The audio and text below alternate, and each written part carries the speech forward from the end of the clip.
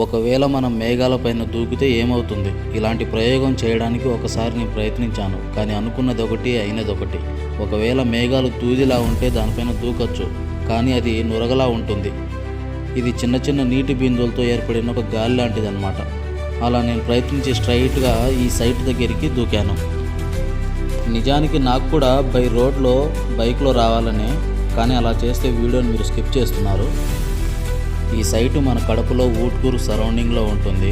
ఇక విషయానికి వస్తే ఈ సైటు 2 పోర్షన్లుగా బ్రదర్స్ కట్టుకుంటున్నారు.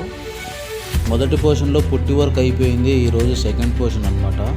ఈ సెకండ్ పోర్షన్లో ఒక hall and bedroom and kitchen ఉంది.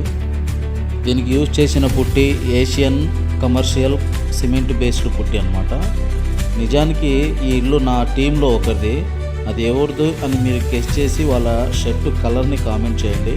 కామెంట్ చేసిన వాళ్ళకి వాళ్ళు కడపలో ఉంటే వాళ్ళకు ఒక సర్ప్రైజ్ ఉంది. అది ఏంటి అని తర్వాత చెప్తాను.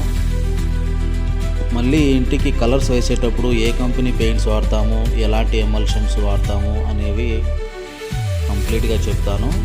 సో మా వీడియో మీకు నచ్చితే సేవ్ చేసుకోండి. కొత్తగా ఇల్లు కట్టుకుంటున్న మీ ఫ్రెండ్స్ అండ్ ఫ్యామిలీకి షేర్ చేయండి. మన కడపలో మాతో వర్క్ చేయించుకోవాలంటే కింద ఉన్న నెంబర్ని కాల్ చేయండి. Thank you.